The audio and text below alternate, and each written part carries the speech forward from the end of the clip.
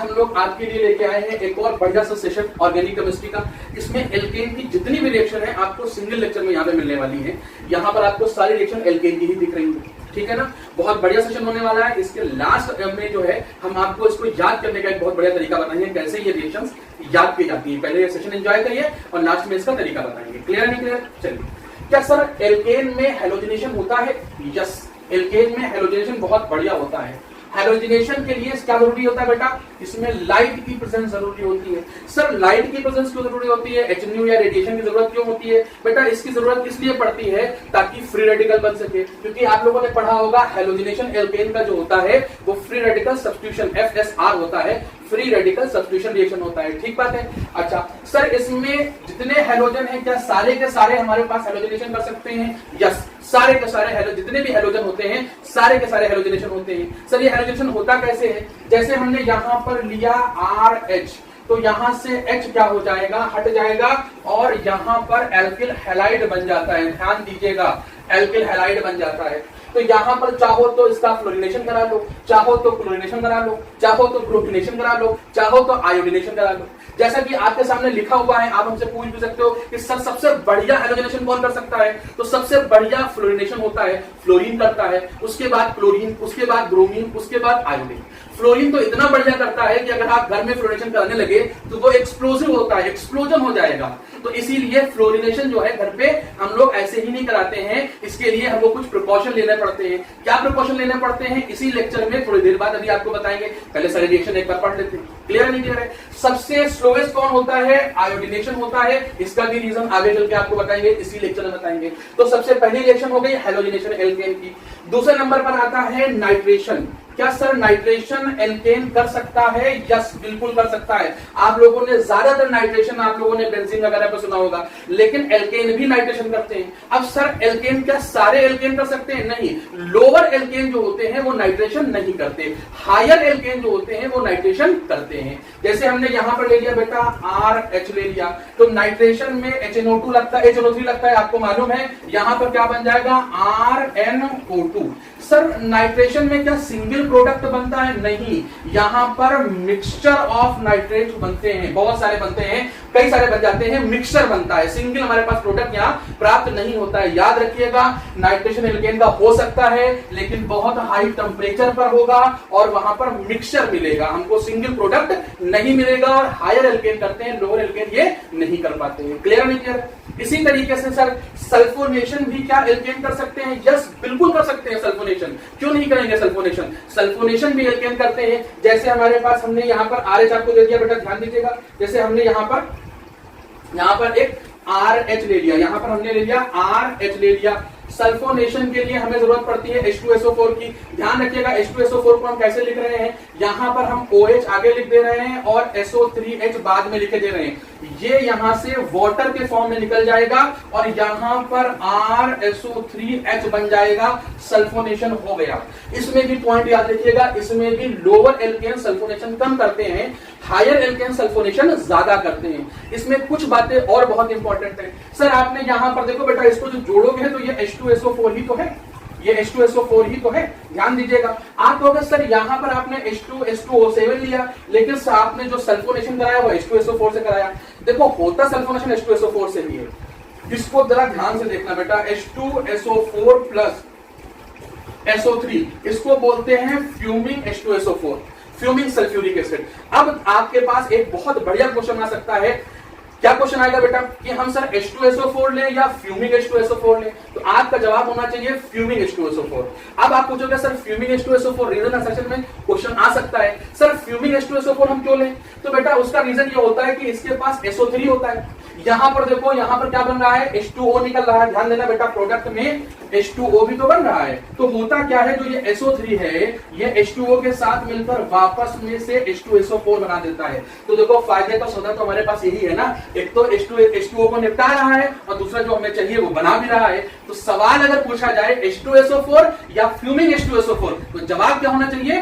Fuming H2SO4। Reason आपके सामने लिखा हुआ है, हो सकता है रीजन और असर्शन में ये आपका सवाल बन जाए। क्लियर नहीं क्लियर? अगली रिएक्शन एल्केन कौन सा करता है बेटा, ये नेमिंग रिएक्शन है, इसे रीड रिएक्शन बोलते हैं। इसमें क्या होता है भाई, इसमें हमने ले लिया ये RH ले लिया, यहां पर Cl2 होता है और यहां पर SO2 होता है। थोड़ा सा इसे और सजा दें हम बेटा, तो इस तरीके से एक Cl, और आपको अगर बॉन्ड ना दिख रहा हो तो हम बनाए दे रहे हैं, ये बॉन्ड है, लाल लाल में मिक्स हो रहा होगा, लेकिन फिर भी आपको हम बताए दे रहे हैं, ये HCl यहां से निकल जाता है, ये R, और इधर से ये Cl जुड़ जाता है, तो बन जाएगा RSO2Cl। इसको बोलते हैं रीड रिएक्शन। बेटा ध्यान रखिएगा, इसमें भी HNU की जरूरत पड़ती है। HNU की क्यों जरूरत पड़ती है ऊपर बता चुका है, कमेंट बॉक्स में कमेंट करके आप हमें बताइएगा। क्लियर है नहीं क्लियर है? सारी रिएक्शन इंपॉर्टेंट है, जितनी भी एल्केन की, इंपॉर्टेंट नहीं, जितनी भी एल्केन की रिएक्शन है सब हम कराए जा रहे हैं आपको। क्लियर है नहीं क्लियर है? अच्छा एक बात और ध्यान रखिएगा, आप लोगों यहां तक देख रहे हो, थोड़ा सा आपको ज्ञान देते हैं बेटा, ज्ञान का तरीका बताए जा रहे हैं पहले ही। ये शीट जो है, ये जो शीट है, जो ये हमने जिसपे रिएक्शंस लिखी है, ये हम आपको भेज देंगे कहां पर, अपने हमारे पास एक जो है व्हाट्सएप का हमारे पास चैनल बना हुआ है, उस चैनल का लिंक आपको ये डिस्क्रिप्शन में मिल जाएगा, वहां पे जाइएगा, ये शीट आपको मिल जाएगी। इस शीट को आप प्रिंट आउट करा लेना, विदाउट जो हमने ये लिखा हुआ है, जैसे भेजेंगे वैसे प्रिंट आउट कर लेना, और प्रिंट आउट करके रोज उसी को प्रैक्टिस करना। एक बार वीडियो देखना और फिर प्रोडक्ट बनाने की कोशिश करना, यही सबसे बेस्ट मेथड है ऑर्गेनिक रिएक्शन याद करने का। जितने दिन बचे हुए हैं सारे चैप्टर्स की रिएक्शन आपको याद करा देंगे, आई प्रॉमिस टू। क्लियर है कि क्लियर? चलिए अगली बात करते हैं बेटा, क्या एल्केन में आइसोमराइजेशन होता है? बिल्कुल होता है। आइसोमराइजेशन ध्यान देना बेटा, AlCl3 और HCl की प्रेजेंस में, खास तौर पर आप एल्केन के साथ AlCl3 पे ध्यान दीजिएगा। अगर AlCl3 होगा तो उसमें आइसोमराइजेशन कंफर्म होगा। अब सर आइसोमराइजेशन में क्या होता है, ध्यान दीजिएगा, जैसे हमने यहाँ पर 1 2 3 4 कार्बन का ब्यूटेन लिया, तो ये क्या कर देता है, ये हमारे पास नॉर्मल ब्यूटेन है, ये हमारे पास N ब्यूटेन है, ये इसे ब्रांच कर देगा, और ब्रांच करने के बाद ये इसे कन्वर्ट कर देगा आइसोब्यूटेन में। ये हमारे पास क्या बन जाता है बेटा, आइसोब्यूटेन। आई थिंक आपको दिख रहा हो क्लियरली, आइसोब्यूटेन दिख रहा है। तो देखो ये दोनों आपस में आइसोमर हुए कि नहीं हुए, चेन आइसोमर हुए कि नहीं हुए, तो एल्केन में आइसोमराइजेशन हो जाता है अगर क्या डाल देते हैं, AlCl3। ध्यान दीजिएगा, बहुत इंपॉर्टेंट रिएक्शन है, अभी इसमें और मजेदार बातें आपको बताएंगे। क्लियर है नहीं क्लियर है? आइए आगे बात करते हैं, पायरोलिसिस की बात करते हैं। सर पायरोलिसिस को हम लोग क्रैकिंग भी बोलते हैं बेटा। हाई टेम्परेचर पे होती है, विदाउट एयर होती है, हाई टेम्परेचर पे होती है, विदाउट एयर होती है, और फ्री रेडिकल मैकेनिज्म को फॉलो करती है। ध्यान देखना, फ्री रेडिकल एलिमिनेशन का एग्जांपल है ये, फ्री रेडिकल एलिमिनेशन का एग्जांपल है, बहुत बढ़िया एग्जांपल है। क्रैकिंग में एक्चुअल में क्या होता है, ध्यान दीजिएगा, क्रैकिंग में होता यह है कि हमारे पास जब भी हम यहाँ पर कोई भी एल्केन लेते हैं, अभी एग्जांपल लेंगे, कोई भी एल्केन लेंगे, हायर एल्केन, जो हायर एल्केन होगा, हाई टेम्परेचर अगर उसे देंगे तो यहां पर वो एक तो एल्कीन बनाएगा और साथ में CH4 या C2H6 जो भी बन सकता है वो बना देगा। अब ध्यान दीजिएगा, जैसे यहां पर 1 2 3 कार्बन का हमने एल्केन लिया, तो यहां पर जब इसकी क्रैकिंग कराएंगे, पायरोलिसिस कराएंगे, तो क्या बनेगा, पहले देखो बेटा 1 2 3 कार्बन का एल्कीन बनेगा और साथ में एक H2 निकलेगा। इसका एक और प्रोडक्ट बनेगा, अब की 2 कार्बन का बना दो एल्कीन और साथ में CH4 बना दो। ध्यान देना, यहां पर क्या हो रहा है, यहां पर हमारे पास जो हायर एल्केन है वो टूटकर लोअर एल्केन और एल्कीन में कन्वर्ट हो रहे हैं, इसी को बोलते हैं पायरोलिसिस। ध्यान दीजिएगा, सारे पॉइंट इंपॉर्टेंट है। पायरोलिसिस किस मैकेनिज्म पे फॉलो होती है, फ्री रेडिकल मैकेनिज्म में फॉलो होती है। क्लियर नहीं क्लियर है? आइए आगे बढ़ते हैं बेटा। अब देखो ये रिएजेंट एनसीईआरटी की रिएक्शन है, प्योरली एनसीईआरटी की रिएक्शन है, याद रखिए। अभी जेईई मेंस में भी आई हुई है, जेईई मेंस की एक सीरीज कराने, उसमें आप क्वेश्चन देखिएगा, यही क्वेश्चंस उठ के आए हुए हैं। अब यहां पर क्या होता है बेटा, अगर किसी भी एल्केन के साथ क्रोमियम दिख जाए, मोलिब्डेनम दिख जाए, वेनेडियम दिख जाए, ध्यान दीजिएगा, क्रोमियम, मोलिब्डेनम, वेनेडियम के ऑक्साइड दिख जाए, यानी ऑक्साइड दिख जाए, साथ में Al2O3 दिख जाए और हाई टेम्परेचर तकरीबन 500 डिग्री तापमान दिख जाए, तो ये एरोमेटाइजेशन हो जाता है। मतलब एल्केन से डायरेक्ट हमारे पास एरोमेटिक कंपाउंड बन जाएगा, एल्केन से डायरेक्ट बेंजीन बना सकते हैं। ध्यान दीजिएगा, रिएजेंट याद करिएगा, हम रिएजेंट पे फोकस कर रहे हैं। एल्केन के साथ क्रोमियम का ऑक्साइड मिल जाए, मोलिब्डेनम का ऑक्साइड मिल जाए, वेनेडियम का ऑक्साइड मिल जाए, साथ में Al2O3 और हाई टेम्परेचर देख लेना, तो तुरंत कह देना कि भाई इसका एरोमेटाइजेशन हो रहा है। अच्छा, बेंजीन बनाने के लिए इस रिएक्शन का क्या नाम हुआ, एरोमेटाइजेशन। अगर इसे बेंजीन बनाना है तो कम से कम 6 कार्बन तो हमें चाहिए। 6 कार्बन का अगर एल्केन हुआ, मान लिया C6H14 हुआ, तो डॉक्टर साहब यहां पर ये बना देगा बेंजीन। ध्यान दीजिएगा, बड़ा बढ़िया रिएक्शन है, एनसीईआरटी की रिएक्शन है। अब रुकिए और ठहरिए और सोचिए, ये तीन रिएक्शन कॉन्टिन्यूअसली हमने आपको बताई है। इन तीन रिएक्शन के बारे में कुछ बातें आपको बताते हैं, ध्यान दीजिएगा। कौन कौन सी? एक हमारे पास आइसोमराइजेशन, एक हमारे पास पायरोलिसिस, और दूसरा इसको हम लोग बोल देते हैं एरोमेटाइजेशन। ध्यान दीजिएगा, ये तीनों रिएक्शन का इस्तेमाल पेट्रोलियम इंडस्ट्री में होता है, जिसकी आजकल बहुत ईरान और अमेरिका की लड़ाई चल रही है जिस पेट्रोलियम के लिए। उस इंडस्ट्री में जो रिफाइनिंग होती है, आप लोगों को मालूम होगा, आप तो सबने जान ही लिया होगा, क्रूड ऑयल आता है, उसकी रिफाइनिंग होती है। उसकी रिफाइनिंग में ये तीनों रिएक्शन कराई जाती हैं। आइसोमराइजेशन भी कराया जाता है, पायरोलिसिस भी कराई जाती है, एरोमेटाइजेशन भी कराया जाता है। सर, इन तीनों रिएक्शन का पेट्रोलियम इंडस्ट्री में क्या फायदा होता है, क्या बेनिफिट मिलते हैं? तो ध्यान दीजिएगा, इन तीनों रिएक्शन पे गौर करिएगा बेटा। यहां पर अनब्रांच एल्केन का आपको दिख रहा होगा, यहां पर अनब्रांच एल्केन आपको दिख रहा होगा। यहां पर देखो अनब्रांच एल्केन है, यहां पर कैसा है? ब्रांच। अनब्रांच से ब्रांच जाते हैं तो बॉइलिंग पॉइंट घट जाता है, ब्रांचिंग बढ़ती है, बॉइलिंग पॉइंट घटता है, याद रखिएगा, ठीक बात है। दूसरा देखिए बेटा, हायर एल्केन है, मॉलिक्यूलर वेट ज्यादा है, लोअर एल्केन में जा रहे हैं, मॉलिक्यूलर वेट कम हो रहा है। जितना मॉलिक्यूलर वेट कम होगा उतना बॉइलिंग पॉइंट भी कम होगा। यहां पर देखिए बेटा, यहां पर भी बॉइलिंग पॉइंट कम हो रहा है। तो इन तीनों रिएक्शन को अगर यहां से यहां तक देखिए, इन तीनों में बॉइलिंग पॉइंट जो होता है वो डिक्रीज कर जाता है। जब बॉइलिंग पॉइंट डिक्रीज कर जाएगा तो ये सारे के सारे आसानी से एवोपरेट होकर ऊपर आ जाएंगे और इसको आसानी से निकाला जा सकता है। इससे पेट्रोल की क्वालिटी भी बेहतर होती है। ध्यान दीजिएगा, इसका इस्तेमाल पेट्रोलियम इंडस्ट्री में किया जाता है। क्वेश्चन पूछा जा चुका है, अच्छी तरीके से याद रखिएगा। पेट्रोलियम इंडस्ट्री में इस्तेमाल किया जाता है। क्यों किया जाता है? इन तीनों रिएक्शन से बॉइलिंग पॉइंट एल्केन का कम होता है, जिसकी वजह से उसको जो है उसकी जो क्वालिटी होती है, जो उस ऑयल की क्वालिटी, जो भी ऑयल हम निकाल रहे हैं, चाहे वो केरोसिन हो या फिर पेट्रोल हो जिसको हम गैसोलीन बोलते हैं, या नेफ्था हो, या फिर जिसको हम लोग नेफ्था को हम लोग बोलते हैं जेट फ्यूल बोलते हैं, ठीक है, या फिर एलपीजी जो सबसे ऊपर पाई जाती है, ठीक है ना। इनकी सबकी क्वालिटी, खासतौर पेट्रोल की क्वालिटी बेहतर हो जाती है, इसीलिए तीनों रिएक्शंस उसमें कराई जाती है। क्लियर है, नहीं क्लियर है? रीजन सेक्शन आएगा, अच्छे से जवाब देना, कोई डाउट तो नहीं बेटा। रिएक्शन भी याद करना, अच्छे से रिएक्शन को याद करना। उसके बाद हमारे पास अगली रिएक्शन है, एल्केन की रिएक्शन है। ये हमारे पास, ध्यान देना, ये हमारे पास कार्बीन होती है, इससे कार्बीन बनता है, ठीक है ना, मिथिलीन बनता है, ठीक है। इसको हम लोग रिएक्टिव मिथिलीन बोलते हैं। जैसे ही गर्म करेंगे क्या होगा सर? जैसे ही गर्म करेंगे ये NO2 हट जाएगा, उड़ जाएगा, सिर्फ और सिर्फ CH2 बचेगा। अब CH2 क्या होता है? एल्केन में डायरेक्ट इंसर्ट हो जाता है। इसको इंसर्शन रिएक्शन भी बोलते हैं। हालांकि आपके एनसीईआरटी में नहीं दे रखी, लेकिन पूछी गई है और इसका इस्तेमाल भी कई जगह पे किया गया है। इसको इंसर्शन रिएक्शन भी बोलते हैं। डायरेक्टली इंसर्टेड हो जाती है, जिससे क्या होगा? आपके पास मान लिया 3 कार्बन का एल्केन है, 4 कार्बन का हो जाएगा, 1 कार्बन बढ़ जाएगा। इसीलिए इसको बोलते हैं स्टेप अप रिएक्शन, मतलब कार्बन बढ़ाने वाली रिएक्शन। क्लियर है? क्लियर है? कैसे होता है ध्यान दीजिएगा बेटा। जैसे हमने यहाँ पर लिया CH3, CH2, CH3, 3 कार्बन का कोई एल्केन लिया। अब यहां पर क्या होगा? ये वाला पार्ट जो होगा इसमें जाके इंसर्ट हो जाएगा। जब इंसर्ट हो जाएगा तो नाइट्रोजन तो हट ही गया, तो ये बन जाएगा CH3, CH2, CH2 और CH3। ध्यान दीजिएगा बेटा, यहां 3 कार्बन थे, यहां 4 कार्बन है, इसीलिए इसे क्या बोलते हैं? Step up reaction. तो डाउट? बहुत बढ़िया, आगे बढ़ने की कोशिश करते हैं बेटा। क्या एल्केन कंबशन करते हैं? कंबशन मतलब ऑक्सीजन में जलना, ऑक्सीजन के साथ जलना, उसे बोलते हैं कंबशन।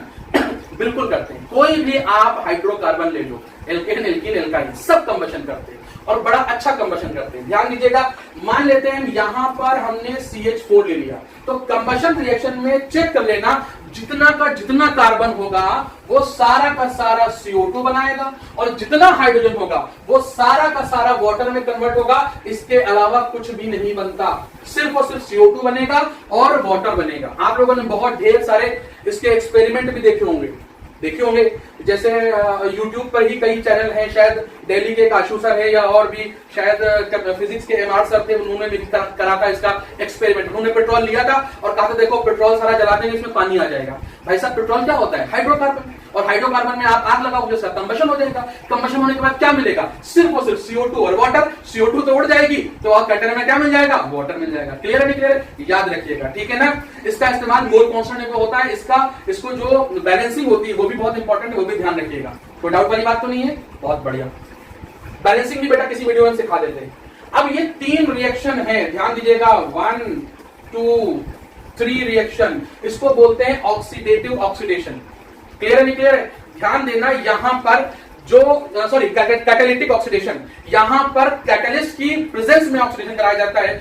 तीनों रिएक्शन बहुत इंपॉर्टेंट है, बहुत बहुत बहुत बहुत ज्यादा इंपॉर्टेंट है। इसका रीजन क्या है सर? 26-25 जेई में पूछी गई है, 25-24 नीट में पूछी गई है, काफी बार ये रिएक्शन पूछी गई है, इसीलिए इसको याद करना बहुत जरूरी है। क्लियर है नहीं क्लियर है? और इसके लिए सबसे इंपॉर्टेंट चीज है इसके रिएजेंट को याद रखना। अगर आपको ऑक्सीजन और कॉपर मिल जाए और साथ में हीट मिल जाए, ध्यान दीजिएगा तीनों चीज का कॉम्बिनेशन, तो कोई भी एल्केन हो, जैसे हमने CH4 ले लिया है तो ये कन्वर्ट हो जाएगा एल्कोहल में CH3OH। एक कार्बन का एल्केन तो एक कार्बन का एल्कोहल, दो कार्बन का एल्केन लेंगे तो दो कार्बन का एल्कोहल बन जाएगा।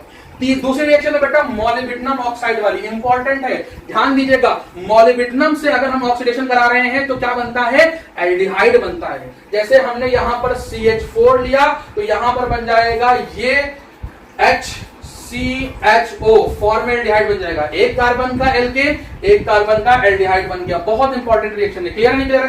थर्ड रिएक्शन जो है वो भी बहुत इंपॉर्टेंट है, ध्यान दीजिएगा।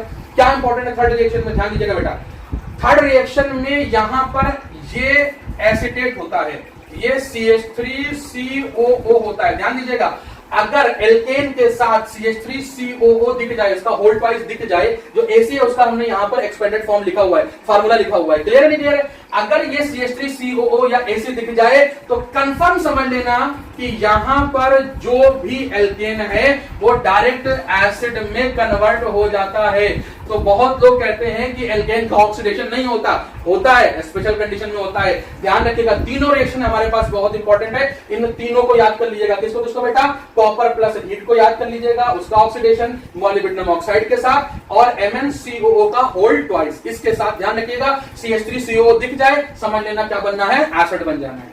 कोई डाउट तो नहीं? तो ये जितनी भी रिएक्शन थी वो सारी हमने यहां पर एल्केन की कवर कर ली। अब बेटा कुछ खास पॉइंट ध्यान दीजिएगा, जो ऊपर छोड़े थे उनके कुछ खास पॉइंट हैं। जैसे कि हमने बताया था कि जो फ्लोरीन होता है वो बहुत ज्यादा रिएक्टिव होता है, वही हमने लिखा है, वेरी रिएक्टिव होता है, बहुत ज्यादा रिएक्टिव होता है। इसलिए डायरेक्ट फ्लोरिनेशन जो होता है वो हाईली एक्सोथर्मिक होता है, एक्सप्लोजन हो जाता है, एक्सप्लोसिव होता है। बताया कि नहीं बताया था ऊपर? एक्सप्लोसिव होता है। तो सर इससे बचने के उपाय क्या है? क्या फ्लोरिनेशन करा ही नहीं सकते? बिल्कुल करा सकते हैं, कंट्रोल्ड मैनर में कराते हैं। कैसे कंट्रोल करेंगे बेटा?